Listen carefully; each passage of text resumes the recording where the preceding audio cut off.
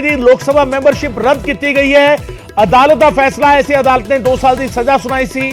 ਰਾਹੁਲ ਗਾਂਧੀ ਨੂੰ ਜ਼ਮਾਨਤ ਵੀ ਮਿਲ ਗਈ ਸੀ ਇਸ ਮਾਮਲੇ ਦੇ ਵਿੱਚ, ਪਰ ਇਸੇ ਐਲਾਨ ਦੀ ਵਜ੍ਹਾ ਕਰਕੇ, ਸਜ਼ਾ ਦਾ ਐਲਾਨ ਹੋਣ ਦੀ ਵਜ੍ਹਾ ਕਰਕੇ ਰਾਹੁਲ ਗਾਂਧੀ ਦੀ ਲੋਕ ਸਭਾ ਮੈਂਬਰਸ਼ਿਪ ਰੱਦ ਕਰ ਦਿੱਤੀ ਗਈ ਹੈ। ਇਸ ਵੇਲੇ ਦੀ ਵੱਡੀ ਖਬਰ,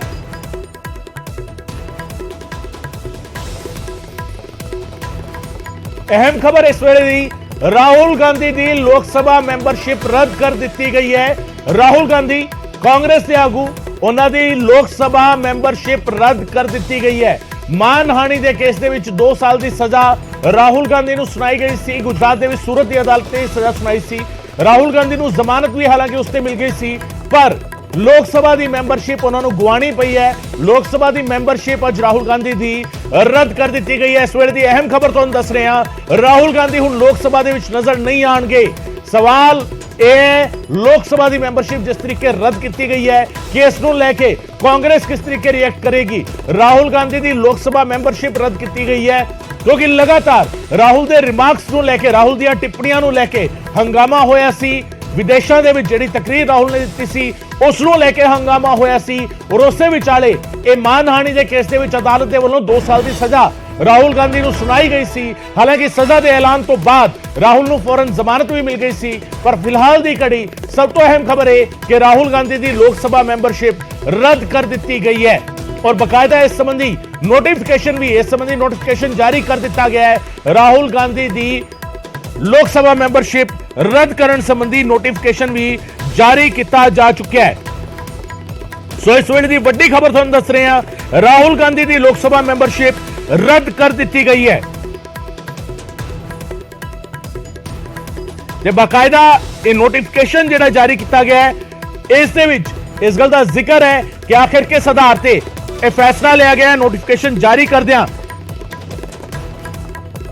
इस दे विच मैंशन किया गया है, चीफ जुडिशियल मैजिस्ट्रेट सूरत के वलों राहुल गांधी जिहड़े लोक सभा के मैंबर ने मौजूदा वक्त विच वायनाड सीट तो, वायनाड पार्लीमानी सीट केरला दे विच हैगी है, ते वायनाड सीट तो member parliament Rahul Gandhi disqualify करते ने मैंबरशिप के लिए। अज दी डेट तो, from the date of conviction 23 March तो इसके लिए डिसक्वालीफाई करते ने। इसे नाल ही इसनूं संविधान के मुताबिक की गई कार्रवाई करार दिता है। सो संविधान के मुताबिक कार्रवाई करदियां लोक सभा मैंबरशिप रद्द कर दी गई है। सैक्रटरी जनरल के वलों यह आदेश जारी किए गए, नोटिफिकेशन जारी किया गया है। लोक सभा सकत्रेत के वलों इस संबंधी पूरी डिटेल दी गई है। लोक सभा सकत्रेत ने बकायदा नोटिफिकेशन जारी किया है। विनेश कटारिया मेरे सहयोगी फोन लाइन से मौजूद ने।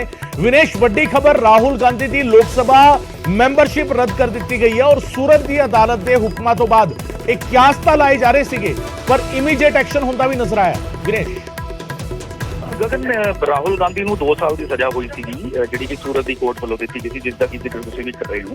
ਤੇ ਇੱਕ ਡੈਫਾਮੇਸ਼ਨ ਦਾ ਕੇਸ ਹੋਇਆ ਸੀਗਾ ਜਿਸ ਨੂੰ ਲੈ ਕੇ ਰਾਹੁਲ ਗਾਂਧੀ ਦੀ ਕਨਵਿਕਸ਼ਨ ਹੋਈ ਸੀਗੀ। ਤੇ ਅੱਜ ਜਿਹੜਾ ਨੋਟੀਫਿਕੇਸ਼ਨ ਜਾਰੀ ਹੋਇਆ ਹੈ ਲੋਕ ਸਭਾ ਸੈਕਟਰੀਏਟ ਵੱਲੋਂ, ਉਸ ਵਿੱਚ ਉਹਨਾਂ ਨੇ ਜ਼ਿਕਰ ਕੀਤਾ ਹੈ ਕਿ ਚੀਫ ਜੁਡੀਸ਼ੀਅਲ ਮੈਜਿਸਟ੍ਰੇਟ ਸੂਰਤ ਵੱਲੋਂ ਜਿਹੜਾ ਕਿ ਰਾਹੁਲ ਗਾਂਧੀ ਮੈਂਬਰ ਲੋਕ ਸਭਾ ਹੈ, ਵਾਇਨਾਡ ਕੌਂਸਟੀਚੁਐਂਸੀ ਹੈ ਕੇਰਲਾ ਵਿੱਚ, ਉਹਨੂੰ ਰਿਪਰੈਜ਼ੈਂਟ ਕਰਦੇ ਹੈ। ਉਹਨਾਂ ਵੱਲੋਂ ਰਾਹੁਲ ਗਾਂਧੀ ਲਈ 2 ਸਾਲ ਦੀ ਸਜ਼ਾ ਦਾ ਐਲਾਨ ਕੀਤਾ ਗਿਆ ਸੀਗਾ, ਜਿਹੜੀ ਕਿ ਕੱਲ ਹੋਈ ਸੀ, ਯਾਨੀ ਕਿ 23 ਮਾਰਚ ਨੂੰ। ਤੇ ਇਸ ਕਰਕੇ ਜਿਹੜਾ ਹੈ ਰਾਹੁਲ ਗਾਂਧੀ ਦੀ ਡਿਸਕੁਆਲੀਫਿਕੇਸ਼ਨ ਹੈ ਉਹ ਵੀ ਕੱਲ ਤੋਂ ਲਾਗੂ ਹੁੰਦੀ ਹੈ। ਯਾਨੀ ਕਿ ਰਾਹੁਲ ਗਾਂਧੀ ਦੀ ਜਿਹੜੀ ਡਿਸਕੁਆਲੀਫਿਕੇਸ਼ਨ ਦਾ ਨੋਟੀਫਿਕੇਸ਼ਨ ਭਾਵੇਂ ਅੱਜ ਜਾਰੀ ਹੋਇਆ ਹੈ, ਪਰ ਇਸ ਨੋਟੀਫਿਕੇਸ਼ਨ ਦੇ ਵਿੱਚ ਬਕਾਇਦਾ ਲੋਕ ਸਭਾ ਸੈਕਟਰੀਏਟ ਵੱਲੋਂ ਜ਼ਿਕਰ ਕੀਤਾ ਗਿਆ ਹੈ ਕਿ ਜਿਹੜੀ ਰਾਹੁਲ ਗਾਂਧੀ ਦੀ ਜਿਹੜੀ ਡਿਸਕੁਆਲੀਫਿਕੇਸ਼ਨ ਹੈ ਉਹ 23 ਮਾਰਚ ਤੋਂ ਇੰਪਲੀਮੈਂਟ ਹੋਊਗੀ।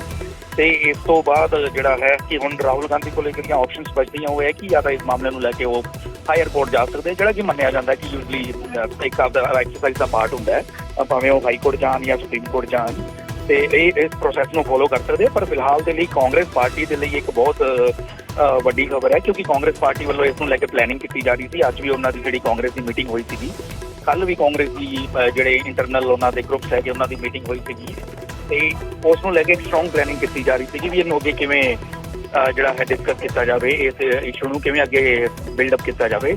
ਤੇ ਉਸ ਤੋਂ ਪਹਿਲਾਂ ਹੀ ਲੋਕ ਸਭਾ ਸੈਕਟਰੀਏਟ ਵੱਲੋਂ ਜਿਹੜਾ ਹੈ ਇਹ ਮਾਮਲਾ ਸਾਹਮਣੇ ਆ ਗਿਆ ਕਿ ਰਾਹੁਲ ਗਾਂਧੀ ਦੀ ਜਿਹੜੀ ਮੈਂਬਰਸ਼ਿਪ ਹੈ ਉਹਨੂੰ ਡਿਸਕੁਆਲੀਫਾਈ ਕੀਤਾ ਜਾਂਦਾ, ਯਾਨੀ ਕਿ ਰੱਦ ਕੀਤਾ ਜਾਂਦਾ। ਠੀਕ ਹੈ।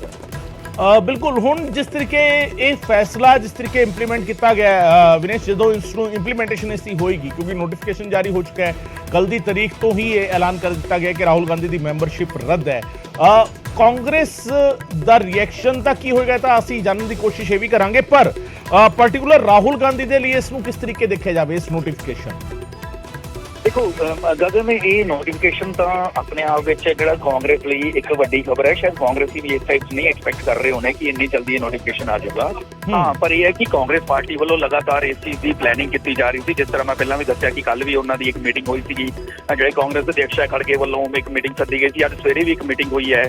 ਜਿਹੜੇ ਕਾਂਗਰਸ ਦੀ ਟੌਪ ਲੀਡਰਸ਼ਿਪ ਹੈ ਉਹਨਾਂ ਦੀ ਆਪਸ ਵਿੱਚ ਉਹ ਪਲੈਨਿੰਗ ਕਰ ਰਹੇ ਸੀਗੇ ਕਿ ਫਰਦਰ ਇਸ ਨੂੰ ਲੈ ਕੇ ਜਿਹੜੀਆਂ ਪ੍ਰੋਗਰਾਮ ਕੀਤੇ ਜਾਣਗੇ, ਰੈਲੀਜ਼ ਕੀਤੀਆਂ ਜਾਣਗੀਆਂ। ਤੇ ਇੱਕ ਜਿਹੜੀ ਰੈਲੀ ਹੈ ਦਿੱਲੀ ਵਿੱਚ ਪਲਾਨ ਹੋ ਰਹੀ ਸੀਗੀ। ਅਜੇ ਇਹ ਸਾਰੀਆਂ ਚੀਜ਼ਾਂ ਪਾਈਪਲਾਈਨ ਵਿੱਚ ਸੀ ਤੇ ਨਾਲ ਹੀ ਜਿਹੜੇ ਸਟੇਟ ਜਿਹੜੇ ਕਾਂਗਰਸ ਦੀਆਂ ਇਕਾਈਆਂ ਉਹਨਾਂ ਨੂੰ ਵੀ ਕਿਹਾ ਜਾ ਰਿਹਾ ਸੀਗਾ ਕਿ ਇਸ ਦੇ ਖਿਲਾਫ ਪ੍ਰਦਰਸ਼ਨ ਕੀਤਾ ਜਾਵੇ ਜਾਂ ਜਿਹੜਾ ਵੀ ਪਾਰਟੀ ਦਾ ਕੋਰ ਗਰੁੱਪ ਫਾਈਨਲ ਕਰੂਗਾ ਉਹ ਸਾਰੀ ਸਟ੍ਰੈਟਜੀ ਤਿਆਰ ਕੀਤੀ ਜਾਵੇ। ਇਸ ਤੋਂ ਇਲਾਵਾ ਗਗਨ, ਜਿਹੜੀ ਹੋਰ ਵੱਡੀ ਗੱਲ ਉਹ ਹੈ ਕਿ ਜੇ ਇਹਨਾਂ ਦੀ ਕਨਵਿਕਸ਼ਨ ਸਟੈਂਡ ਕਰਦੀ ਹੈ ਤਾਂ ਰਾਹੁਲ ਗਾਂਧੀ ਅਗਲੇ 8 ਸਾਲ ਤੱਕ ਚੋਣ ਨਹੀਂ ਲੜ ਸਕਦੇ। ਇਹ ਆਪਣੇ ਆਪ ਵਿੱਚ ਇੱਕ ਵੱਡੀ ਖਬਰ ਹੈ। ਯਾਨੀ ਕਿ 8 ਸਾਲ, ਜੇ ਅੱਜ ਆਪਾਂ 2023 ਤੋਂ ਗੱਲ ਕਰੀਏ ਤਾਂ 2031 ਤੱਕ ਰਾਹੁਲ ਗਾਂਧੀ ਚੋਣ ਨਹੀਂ ਲੜ ਸਕਦੇ।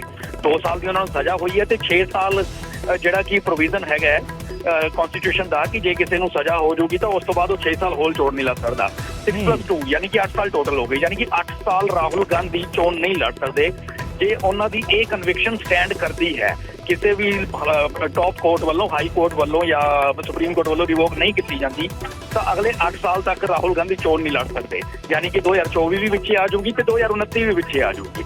ਤੇ ਇਸ ਕਰਕੇ ਇਹ ਆਪਣੇ ਆਪ ਵਿੱਚ ਹੀ ਕਾਂਗਰਸ ਪਾਰਟੀ ਲਈ ਇੱਕ ਬਹੁਤ ਵੱਡੀ ਖਬਰ ਹੈ ਕਿ ਰਾਹੁਲ ਗਾਂਧੀ ਜਿਹੜੇ ਕਿ ਅਮੇਠੀ ਸੀਟ ਦੇ ਨਾਲ ਵਾਇਨਾਡ ਤੋਂ ਲੜੇ ਸੀ ਪਰ ਅਮੇਠੀ ਹਾਰ ਗਏ ਸੀ। ਵਾਇਨਾਡ ਸੀਟ ਉਹਨਾਂ ਦੀ ਬਰਕਰਾਰ ਸੀ। ਹੁਣ ਵਾਇਨਾਡ ਦੀ ਜਿਹੜੀ ਸੀਟ ਹੈ ਐਜ਼ ਆਫ ਟੁਡੇ ਉਹਨਾਂ ਦੀ ਮੈਂਬਰਸ਼ਿਪ ਹੈ ਉਹ ਖਤਮ ਹੋ ਚੁੱਕੀ ਹੈ। ਜੀ ਗਗਨ, ਬਿਲਕੁਲ ਵੱਡੀ ਖਬਰ ਵਿਨੇਸ਼, ਔਰ ਇਸ ਤੋਂ ਬਾਅਦ ਹੁਣ ਕਾਂਗਰਸ ਦਾ ਕਦਮ ਕੀ ਰਹੇਗਾ ਇਹ ਆਪਣੇ ਆਪ ਵਿੱਚ ਸਵਾਲ ਹੈਗਾ। ਹਾਲਾਂਕਿ ਵਿਨੇਸ਼ ਜਿਵੇਂ ਦੱਸ ਰਹੇ ਨੇ ਕਿ ਇਸ ਨੂੰ ਲੈ ਕੇ ਜਿਹੜਾ ਇੱਕ ਰੂਟੀਨ ਪ੍ਰੋਸੈਸ ਹੈ ਕਿ ਹਾਇਰ ਕੋਰਟ ਦੇ ਵਿੱਚ ਚੈਲੰਜ ਕੀਤਾ ਜਾਵੇਗਾ, ਹਾਈ ਕੋਰਟ ਜਾਇਆ ਜਾ ਸਕਦਾ ਹੈ, ਹਾਈ ਕੋਰਟ ਤੋਂ ਬਾਅਦ ਸੁਪਰੀਮ ਕੋਰਟ ਤੱਕ ਦਾ ਆਪਸ਼ਨ ਹੈਗਾ। ਪਰ ਜੇਕਰ ਕਿਸੇ ਵੀ ਕੋਰਟ ਦੇ ਵਿੱਚ ਇਹ ਸਜ਼ਾ ਸਟੈਂਡ ਰਹਿੰਦੀ ਹੈ, ਜੇ ਕੋਰਟ ਇਸ ਡਿਸੀਜਨ ਨੂੰ ਜਾਂ ਇਸ ਦੇ ਕਿਸੇ ਹਿੱਸੇ ਨੂੰ ਵੀ ਇੰਪਲੀਮੈਂਟ ਕਰਦਾ ਹੈ ਤਾਂ ਫਿਰ ਉਹ ਆਪਣੇ ਆਪ ਵਿੱਚ ਇੱਕ ਵੱਡੀ ਸਿਚੁਏਸ਼ਨ ਅਜਿਹੀ ਹੋ ਜਾਵੇਗੀ ਜਿਹੜੇ ਮੁਸ਼ਕਿਲ ਦੇ ਹਾਲਾਤ ਰਾਹੁਲ ਦੇ ਲਈ ਬਣ ਸਕਦੇ ਨੇ। ਬਹੁਤ ਬਹੁਤ ਸ਼ੁਕਰੀਆ ਵਿਨੇਸ਼ ਇਸ तमाम ਜਾਣਕਾਰੀ ਦੇ ਲਈ। ਸੋ ਵੱਡੀ ਖਬਰ ਇਸ ਵੇਲੇ ਦੀ, ਰਾਹੁਲ ਗਾਂਧੀ ਦੀ ਲੋਕ ਸਭਾ ਮੈਂਬਰਸ਼ਿਪ ਰੱਦ ਕਰ ਦਿੱਤੀ ਗਈ ਹੈ। ਕੇਰਲ ਦੀ ਵਾਇਨਾਡ ਸੀਟ ਤੋਂ ਰਾਹੁਲ ਗਾਂਧੀ ਮੈਂਬਰ ਪਾਰਲੀਮੈਂਟ ਚੁਣੇ ਗਏ ਸਨ, ਅਮੇਠੀ ਸੀਟ ਹਾਰ ਗਏ ਸੀ, ਵਾਇਨਾਡ ਤੋਂ ਚੁਣੇ ਗਏ ਸਨ ਤੇ ਵਾਇਨਾਡ ਸੀਟ ਤੋਂ ਉਹਨਾਂ ਦੀ ਮੈਂਬਰਸ਼ਿਪ ਰੱਦ ਹੋਣ ਦਾ ਨੋਟੀਫਿਕੇਸ਼ਨ, ਉਹਨਾਂ ਦੀ ਮੈਂਬਰਸ਼ਿਪ ਨੂੰ ਡਿਸਕੁਆਲੀਫਾਈ ਕਰ ਦਿੱਤਾ ਗਿਆ। ਡਿਸਕੁਆਲੀਫਾਈ ਕਰਨ ਦਾ ਨੋਟੀਫਿਕੇਸ਼ਨ ਬਾਕਾਇਦਾ ਲੋਕ ਸਭਾ ਸਕੱਤਰੇਤ ਦੇ ਵੱਲੋਂ ਜਾਰੀ ਕੀਤਾ ਗਿਆ ਹੈ ਔਰ ਇਸ ਤੇ ਰਿਲੇਟਡ ਜਿਹੜੇ ਇਸ ਦੇ ਨਾਲ ਜੁੜੇ ਹੋਏ ਜਿਹੜੇ ਅਧਿਕਾਰੀ ਨੇ ਉਹਨਾਂ ਦੇ ਬਾਕਾਇਦਾ ਨਾਂ ਇਸ ਤੇ ਲਿਖੇ ਹੋਏ ਨੇ।